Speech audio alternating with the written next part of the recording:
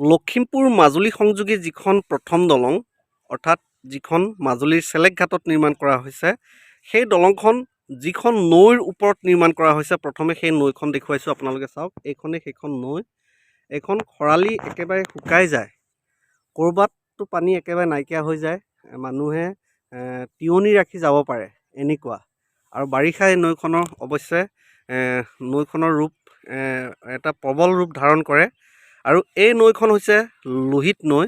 এই নৈখনক স্থানীয় লোকসকলে খেৰকটা বুলিও কয়, খেৰখুটি বুলিও কয়। এই নৈখনৰ ওপৰতেই লখিমপুৰ মাজুলী সংযোগী প্ৰথমখন পকী দলং নিৰ্মাণ কৰা হৈছে। আৰু সেই দলংখন আপোনালোকক আজি দেখুৱাবলৈ চেষ্টা কৰিছোঁ।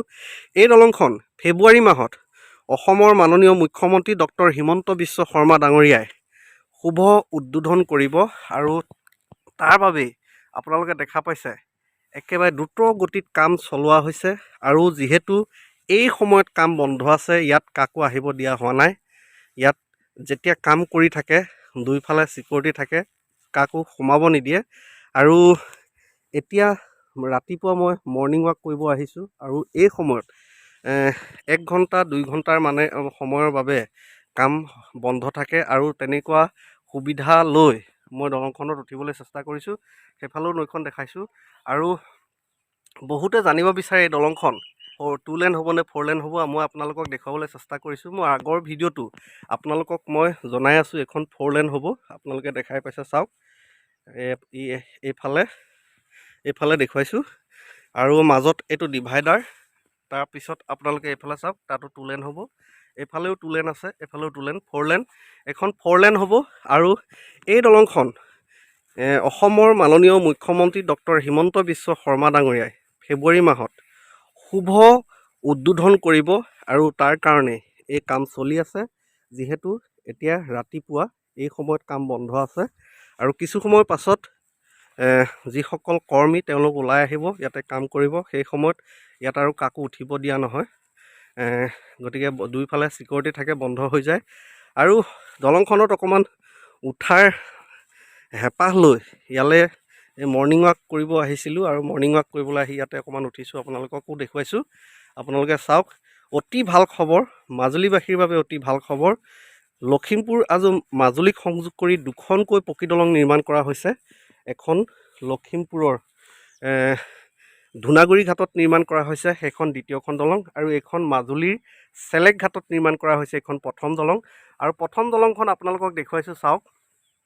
এই দলংখনৰ নিৰ্মাণ কাৰ্য ইতিমধ্যে প্ৰায় সম্পূৰ্ণ হৈছে বুলি ক'ব পাৰি। প্ৰায় বুলি কৈছোঁ, প্ৰায় সম্পূৰ্ণ হৈছে। লাইট পোষ্টৰ কাম আছে, আপোনালোকে চাওক, লাইট পোষ্টৰ কাম আছে।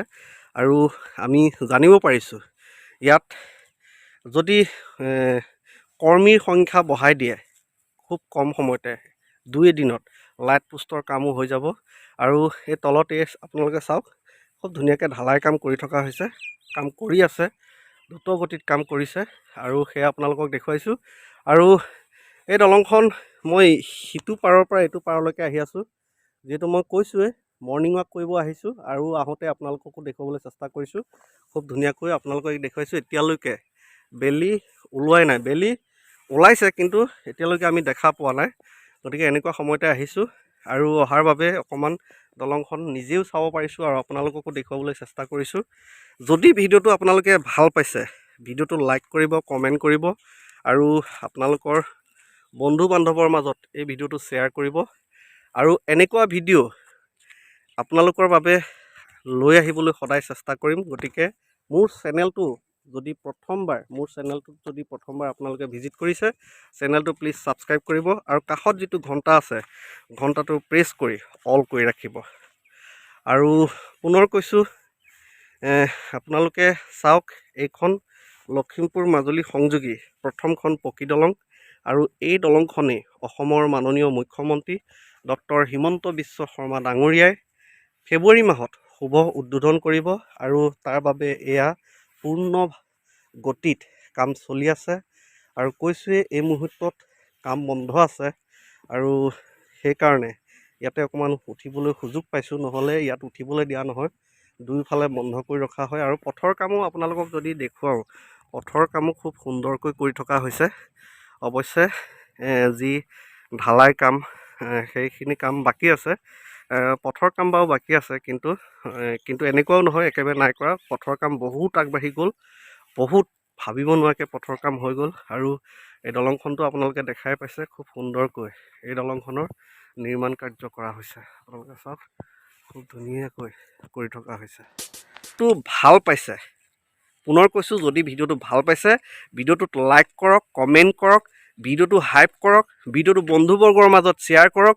আৰু মোৰ চেনেলটো যদি প্ৰথমবাৰ ভিজিট কৰিছে, প্লিজ চেনেলটো ছাবস্ক্ৰাইব কৰি কাষত যিটো ঘণ্টা আছে ঘণ্টাটো প্ৰেছ কৰি অল কৰি ৰাখক, যাতে মই এনেকুৱা ভিডিঅ' আপলোড দিলেই আপোনালোকে প্ৰথমেই ন'টিফিকেশ্যন লাভ কৰিব পাৰে।